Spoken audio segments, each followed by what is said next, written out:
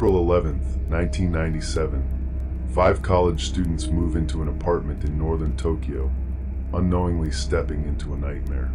What starts as a simple discovery of an abandoned darkroom soon spirals into a series of terrifying, unexplainable events that threaten to destroy their sanity. As they delve deeper into the room's hidden secrets, they unknowingly awaken a curse tied to a forgotten past, one that begins to erase their very existence. With time running out and their lives at stake, they must uncover the truth before it's too late.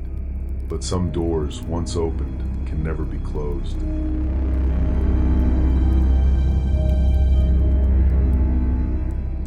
There are places in the world that are best left untouched, hidden away from the light of day, and buried in the dark recesses of memory. One of these places exists in a forgotten apartment building on the northern edge of Tokyo, tucked between the tangled alleys and crowded streets of the city. The building, old and battered by time, has a secret, a room that has been sealed off for over 65 years, a room painted in unsettling shades of crimson. The room, called the Red Room, was once used by a photographer who disappeared without a trace, leaving only fragments of photographs and whispers of a dark past. It was said to hold something powerful, something terrifying. For decades, it stood untouched, the door sealed tight, the room abandoned. But that all changed in April of 1997, when 5 college girls, Ayumi, Haruka, Aiko, Harumi, and Kaori, were searching for a new apartment to rent in the bustling heart of Tokyo.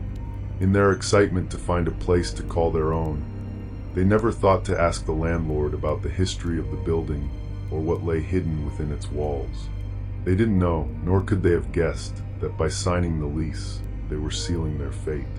The day they moved in, an old woman nearly stepped in front of their car as they drove through the streets. They laughed it off, no apology, no hesitation. Little did they know, the woman would follow them, just as the curse that lay dormant in the Red Room would soon awaken. It wasn't until months later that they would stumble upon the room's dark secrets, and it would be too late to turn back.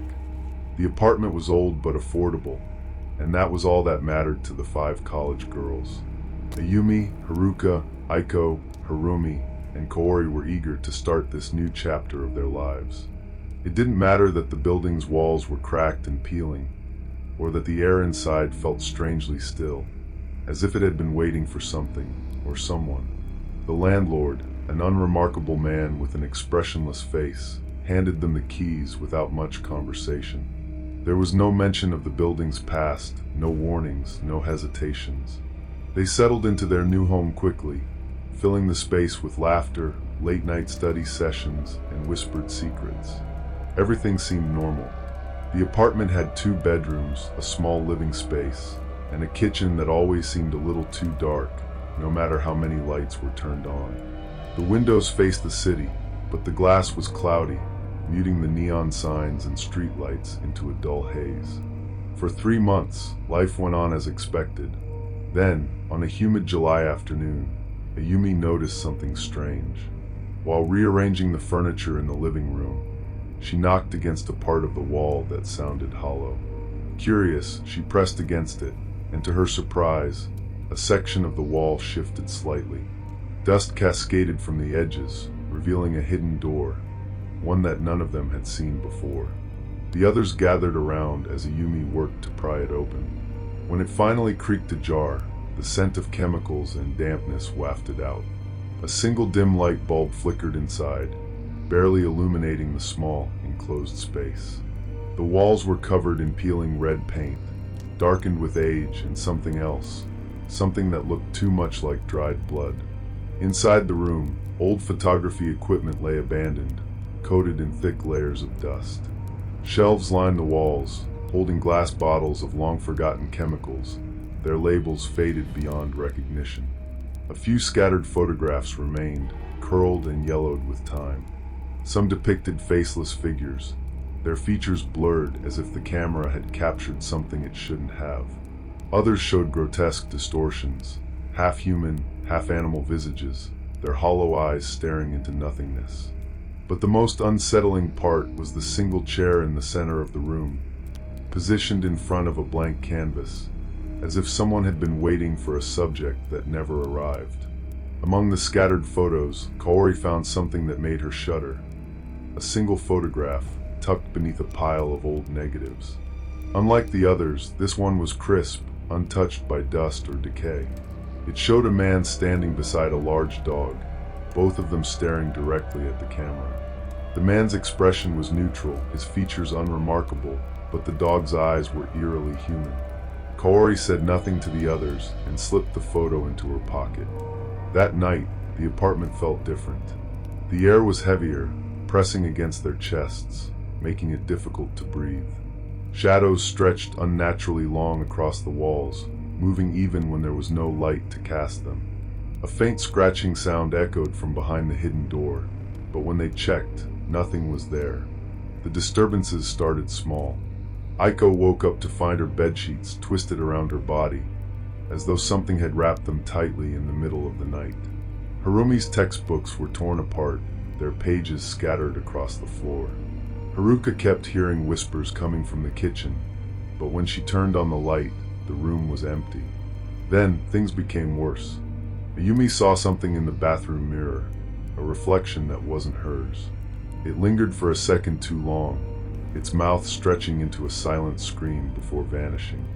Kaori, who had hidden the photograph in her drawer, woke up with scratches on her arms, deep and precise, as if someone or something had been trying to dig into her skin. Their dreams became nightmares, filled with dark corridors and red-painted rooms. They woke up gasping for air, their throats raw from screaming. And in every dream, they saw the same man. His face was blurry, but his dog was always there watching. The girls decided they couldn't stay any longer. Whatever was happening in the apartment wasn't just their imagination. They contacted the landlord, explaining that they wanted to break their lease. He didn't ask for details, didn't try to convince them to stay. He only nodded, as if he had been expecting this. They packed their belongings and left, thinking that once they were gone, the horrors would end. They were wrong. The nightmares followed them. The shadows appeared in their family homes. Objects moved on their own. The scratching continued, now beneath their beds, inside their closets, just beyond the edges of their vision. And no one else could see or hear any of it. Then, one by one, they began to change. Their families noticed first, their distant stares, their erratic behavior. They barely ate.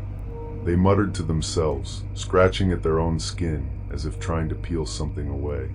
When spoken to, their responses made little sense, filled with fragmented thoughts about cameras, red rooms, and a dog that watched them from the corners of their vision. A month passed. The girls were no longer themselves. Their parents considered psychiatric help. That was when she appeared. The old woman, the same one they had almost hit with their car, came to each of them. Her face was gaunt, her eyes sunken. She was looking for something, asking for something. But the girls didn't understand, or perhaps they had already lost the ability to comprehend. When they couldn't give her what she wanted, she left them with a warning. In 5 years, she would return. And when she did, she would take back what belonged to her. The girls, already slipping into madness, barely reacted. 5 years later, the curse was still with them. But Kaori, now barely holding on to her sanity, finally remembered the photograph. The one she had taken and hidden. The one she had given to someone else. And now, she knew that to break the curse, they had to find him. 5 years had passed since the girls had left the apartment, yet the terror never truly left them. They were shells of who they once were, frail, broken, consumed by a darkness they couldn't escape. Their families had done everything they could: therapy, medication, exorcisms, even relocating to different cities. But none of it mattered. The curse followed them wherever they went. Kaori was the only one who still had a shred of clarity left, though it was fading fast. The others were too far gone. Ayumi had stopped speaking entirely, her mouth opening and closing as if whispering to unseen figures. Haruka refused to look at any reflection, covering every mirror in her home, yet sometimes her family found her staring at blank walls for hours. Aiko spent her nights standing by the windows, waiting for something that never arrived. Harumi, the worst of them all, had to be restrained after trying to claw her own eyes out. Kaori was losing herself too, but before she completely slipped away, a memory surfaced, the photograph. The only thing she had taken from that cursed red room. The image of a man and his dog. The one thing she never told the others about. The old woman's warning still echoed in her mind, her words heavy with something beyond anger, beyond malice. The woman had been searching for something, demanding something. The photograph. Kaori had given it away all those years ago, carelessly passing it to her ex-boyfriend during one of their last conversations. At the time, it had meant nothing to her. Now she understood. That single act had bound him to the same fate, tied him to whatever force had been haunting them, and she had no idea where he was. With what little strength she had left, Kaori convinced her family to help. They searched for him, following the faint trails left behind. A change of address, a deleted phone number, rumors of a man who had started acting strangely before disappearing entirely. He had been last seen in a small rural town outside of Tokyo, living alone in an abandoned house. The journey there was long, but Kaori felt something guiding her, something pulling her toward an inevitable conclusion. The house stood at the edge of the town, a decaying structure barely holding itself together. The front door was unlocked, as if expecting her. The air inside was suffocating, thick with the scent of mold and something metallic. The walls were covered in photographs, hundreds of them, plastered in no particular order. Kaori's stomach twisted as she recognized the images. They were the same eerie photographs from the Red Room. The faceless figures, the distorted human-dog hybrids, the shadows that seemed to shift even on paper. But there, at the center of the wall, was the photograph. The one she had given away. The man and his dog. But something was different now. The man's face was gone, completely erased, as if something had clawed it out of the image. The dog, however, remained unchanged, its unsettling, human-like eyes staring out from the photograph, watching. Kaori reached for it, but the moment her fingers brushed the paper, a deep, guttural growl filled the room. The walls trembled, the floor groaned, and something moved in the shadows. She wasn't alone.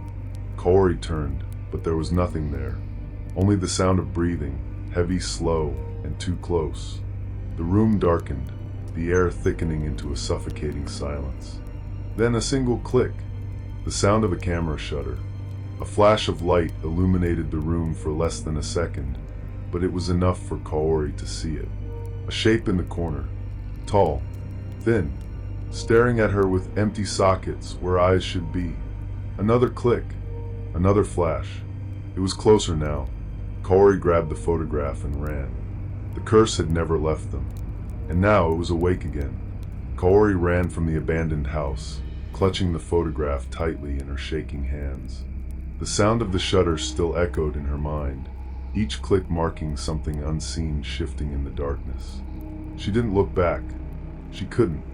The shadows felt alive, pressing in from every side, whispering in voices too distant to understand but too close to ignore. The moment she stepped outside, the suffocating presence inside the house lifted slightly, but not entirely. The curse had latched onto her again, stronger this time, more aware. Her family was waiting in the car, worried but unaware of what she had just seen. Kaori didn't speak. She couldn't explain it to them. They would never understand. All that mattered now was returning to the others. The drive back was a blur. The roads stretched endlessly, the sky growing darker, though the sun should have been high. The trees lining the road seemed twisted, bent in unnatural angles as if watching her pass. The radio flickered in and out of static, cutting into garbled voices that didn't belong to any station. Kaori shut her eyes, gripping the photograph tightly. She swore she could feel something moving beneath her fingertips, as if the image itself was breathing. By the time they arrived, the others were waiting, each one more ruined than the last. Harumi barely acknowledged them, her nails worn down to raw flesh from scratching at unseen things in the walls. Haruka sat hunched over, refusing to lift her gaze. Ayumi had grown thinner, almost translucent, her presence barely tangible. Aiko stood by the window, staring at nothing.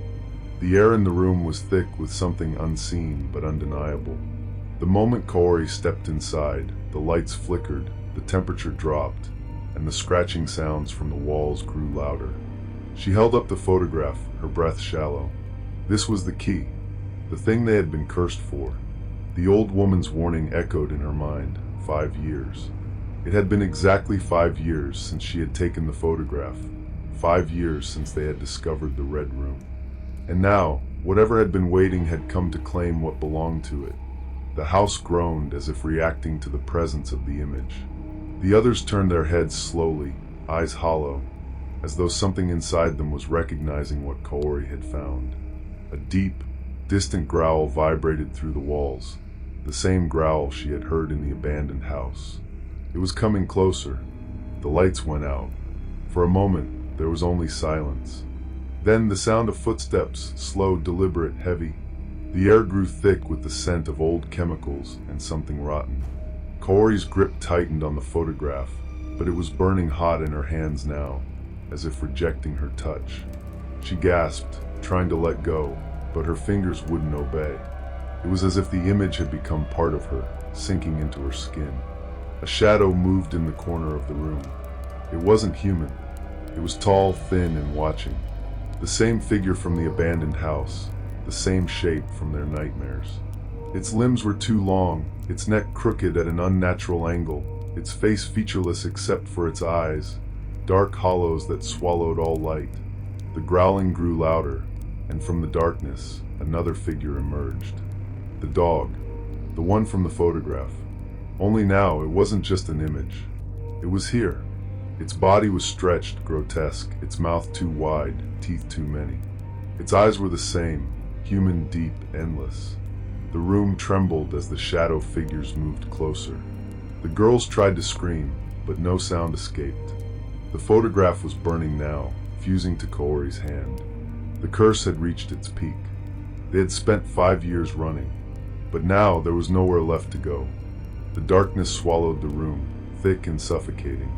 The only light came from the dim glow of the street lamp outside, casting long shadows that stretched unnaturally across the walls. The growling deepened, vibrating through the floor, rattling the windows. The dog stood in the corner, its elongated body twitching, mouth stretching into something too wide, too wrong. The shadow figure loomed behind it, motionless yet full of presence, its hollow eyes locked onto Kaori. The photograph in her hand pulsed, the heat unbearable, searing into her skin. She tried to drop it, but her fingers refused to move, as though they had fused with the image. The air thickened, pressing against her lungs.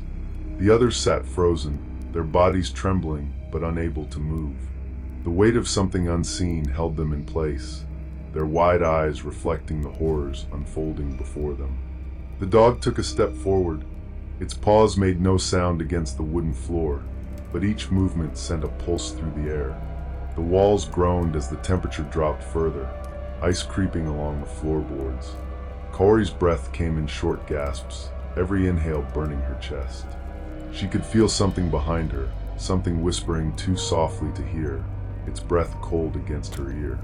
Then the scratching returned, louder this time, not just from the walls, but from beneath the floor, from inside the ceiling, from everywhere. Clawing, digging, something desperate to get in, or get out. The shadows along the walls shifted, twisting into grotesque shapes, writhing as if alive. Hands formed, stretching toward them, fingers long and bony, curling, reaching. Kaori tried to back away, but there was nowhere to go. The walls were no longer walls. They were moving, breathing, pulsating with something unseen. The dog took another step, its mouth twitching, stretching. The air grew thick with the scent of chemicals, of something burnt and decayed. Kaori's vision blurred, the edges of her sight darkening.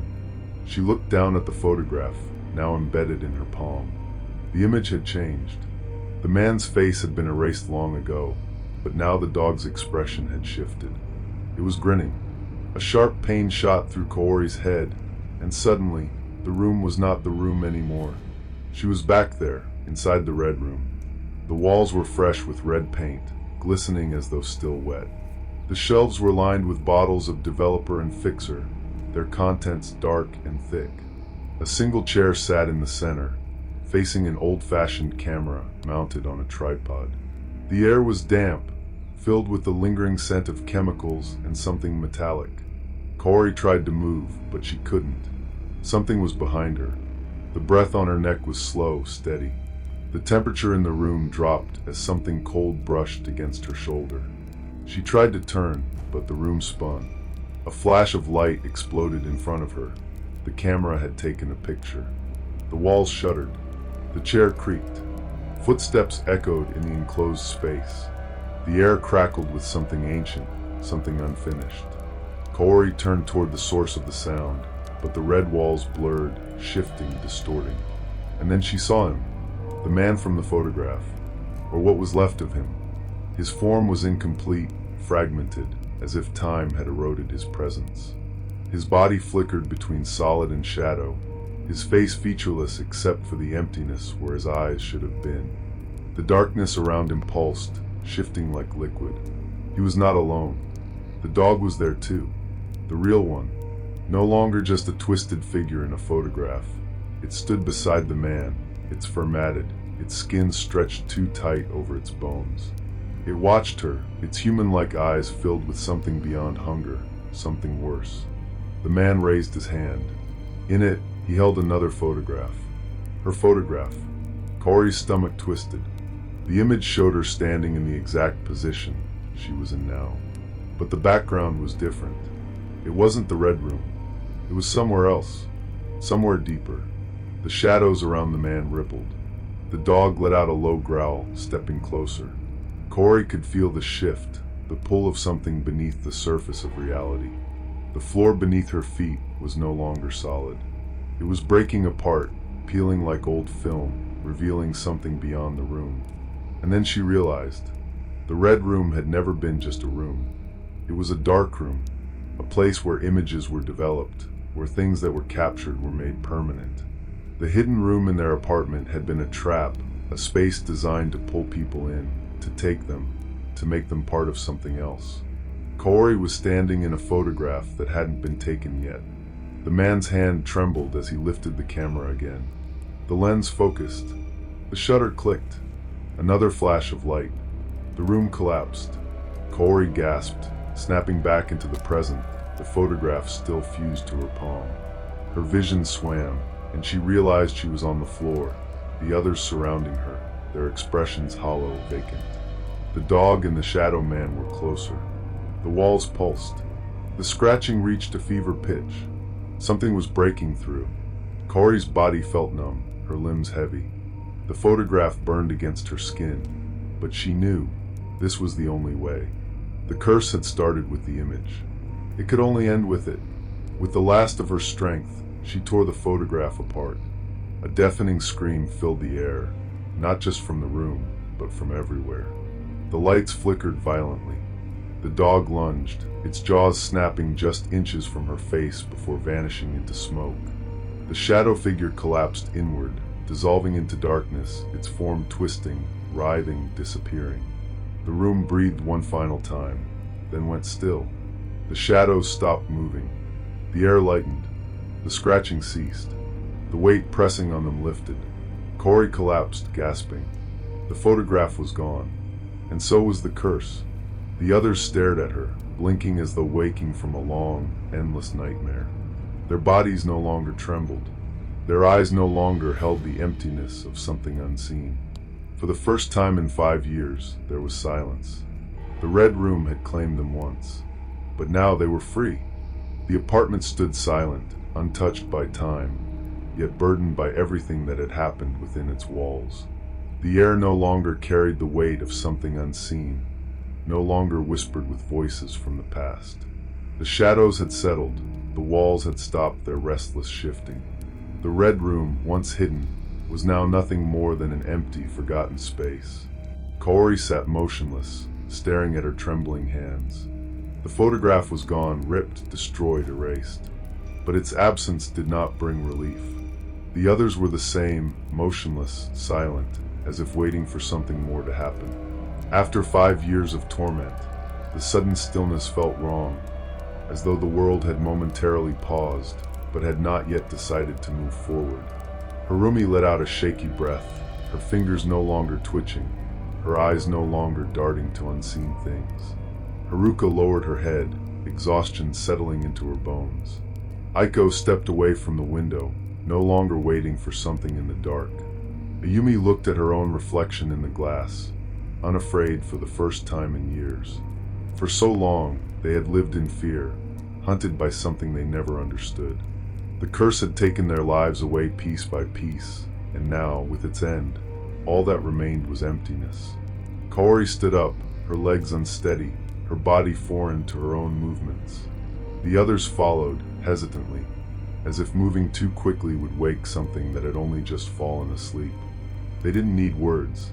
The understanding passed between them like an unspoken truth. It was over. They left the apartment without looking back.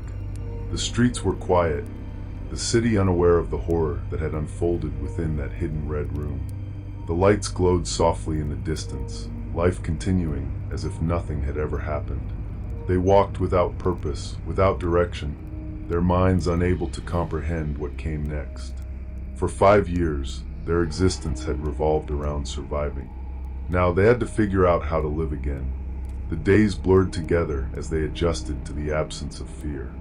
Their families welcomed them back, hesitant at first, unsure whether the daughters they had lost to madness had truly returned. The whispers about sending them away to mental hospitals faded, replaced with cautious hope. But even though the hauntings had ceased, the memories remained. The 5 of them were bound by something deeper than friendship, by a nightmare they had endured together, by a horror that no one else would ever understand. They would never be normal again. Kaori avoided photographs. She never looked at them, never touched them. Even passing a photo booth on the street made her stomach twist. She knew the others felt the same. Pictures were no longer innocent. They were traps, frozen moments that could hold something else. Harumi stopped scratching at the walls, but she never stayed in one place too long. Haruka kept her mirrors covered, not out of fear, but out of habit. Aiko stopped waiting by the window, but she always made sure her doors were locked at night. Ayumi still didn't speak much, but her silence was no longer haunted, it was healing. Months passed, and the past grew distant. They tried to move on, but something lingered. Late at night, Kaori would wake to the faintest sound, a click like the shutter of a camera. She told herself it was her imagination. She told herself it was nothing. Yet sometimes she would glance at the corner of her room, at the shadows that should have been empty, and something would be watching. The days turned into years, but the weight of the past never fully lifted. The 5 of them tried to rebuild their lives, but something had changed inside them, something that could not be undone. They had survived the Red Room, but survival did not mean escape. It only meant endurance. Kaori avoided cameras entirely. She refused to be in pictures, refused to hold a phone for too long if the lens was facing her. Even seeing old photographs in her family's albums made her uneasy. She moved away from Tokyo, hoping distance would sever the last remaining threads that tied her to that cursed place. But even in her new city, she sometimes felt the weight of unseen eyes on her back. Harumi never spoke about what had happened. She buried it deep, pretending it never existed. She surrounded herself with noise, with people, with distractions. Silence was dangerous. Silence invited things back. But at night, when the world quieted, she would still wake in cold sweat, the phantom sensation of something breathing against her neck. Haruka threw herself into her studies, trying to drown out the past with textbooks and logic. But reason had no place in what they had experienced. There was no science that could explain what had followed them for 5 years. No formula that could erase the images still burned into her mind. She saw shadows where there were none, avoided empty hallways, and kept her curtains closed at all times. Aiko had changed the most. The fear that once consumed her had turned into obsession. She researched the history of the apartment, the Red Room, the missing tenants who had lived there decades before them. Every record led to another dead end, another piece of the puzzle lost to time. But she knew the truth. The red room had not just been a dark room for photographs. It had been something else, something ancient, something hungry. Ayumi was the quietest. She no longer screamed in terror, no longer clawed at unseen horrors. But there was something missing in her eyes, a part of her that had been lost in that room and never returned. She had once been the most hopeful of them all, but now she only existed, as if she were waiting for something. The five of them drifted apart, unable to remain close when every shared glance reminded them of the horror they had endured. The curse was over, but its stain remained. Years passed. They told themselves they were free. But then on April 11th, 2002, exactly 5 years after they destroyed the photograph, Kaori received a package in the mail. There was no return address, just an old, yellowed envelope, fragile with age. Her hands trembled as she opened it. Inside was a single photograph. It was a picture of her and her friends, taken during their first week in the apartment. They were all smiling, happy, untouched by fear. But something was wrong. Behind them, in the shadows, was the dog. Its body was twisted, its mouth stretched into that too-wide grin. Its human-like eyes stared directly at her. The photograph slipped from her hands. The moment it touched the floor, the lights in her apartment flickered. From the farthest corner of the room, something clicked, the unmistakable sound of a camera shutter. And then came the scratching. The scratching spread through the walls, slow at first, then frenzied. It came from everywhere, beneath the floor, inside the ceiling, just behind the closet door. The air thickened, heavy with the scent of old chemicals and something rancid. The temperature dropped, and the dim glow of the overhead light twisted, casting shadows that stretched too far. Kaori's breath caught in her throat as she backed away from the photograph. The room no longer felt like her own. It felt watched. The walls seemed to pulse, as if something beneath the surface was waiting, something patient, something hungry. The photograph remained on the floor, untouched, its edges curling slightly as if breathing. The image of the five of them was wrong. It was too clear, too real. The details sharp, the shadows too defined. The longer she looked, the more the figures in the picture seemed to move. Kaori squeezed her eyes shut. When she opened them again, the photograph had changed. Ayumi was missing. Her place in the image was empty, but it wasn't just a blank space. It was distorted, like someone had torn her out, leaving behind a void that swallowed all light. The rest of them remained, frozen in time, unaware that their friend had been erased. Kaori's phone buzzed, the vibration rattling against the wooden floor. A single message appeared on the screen. No sender, no number, just 2 words. Look outside. Her stomach twisted, but something stronger than fear pulled her to the window. The city lights burned in the distance, indifferent to her terror. Everything looked normal, except for Ayumi. She stood on the street below, her back to the building, her posture unnatural, rigid. Her head was tilted at an impossible angle, her arms hanging limp at her sides. The glow of the street lamp flickered, casting her in brief darkness before illuminating her once more. But this time she was closer. Kaori stumbled backward. Her heart pounded, her breath shallow. She glanced at the photograph again. Ayumi's absence in the image was spreading, devouring the space where she once stood. The edges of the void pulsed, and Kaori realized, with growing horror, that it wasn't just Ayumi being erased. It was reality itself. The scratching intensified. The floorboards groaned beneath her feet. The walls contracted, as if inhaling. The smell of chemicals thickened, burning her nostrils. The light above flickered once, then died completely. Darkness swallowed the room. Kaori couldn't move. A presence pressed against her, unseen but suffocating. The space around her shifted, bending like warped film, the very fabric of reality distorting. A flash, not of light, but of something deeper. A memory not her own. The red room untouched, pristine. The chemicals still fresh, the camera set on its tripod. A single chair in the center, facing the lens. Someone sat there. A man, or what was left of him. His body was decomposed, yet his eyes remained wide and staring. The dog stood beside him, its form blurred, unstable, as though flickering between existence and something else. Kaori felt the photograph being taken. She gasped, stumbling back into the present, into the suffocating darkness of her apartment. Her foot hit something. The photograph. She didn't need to look. She knew. Ayumi was gone. Not just from the picture, from existence. The scratching stopped. The silence was worse. The walls exhaled, returning to their stillness. The shadows in the room settled, watching. Kaori picked up the photograph with trembling fingers.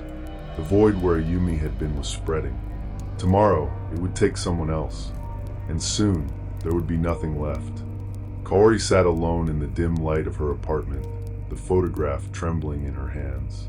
The void in the image pulsed, slow and steady like a heartbeat. Ayumi was gone, not missing, not dead, just erased. She reached for her phone, but there was no signal. The clock on the wall had stopped.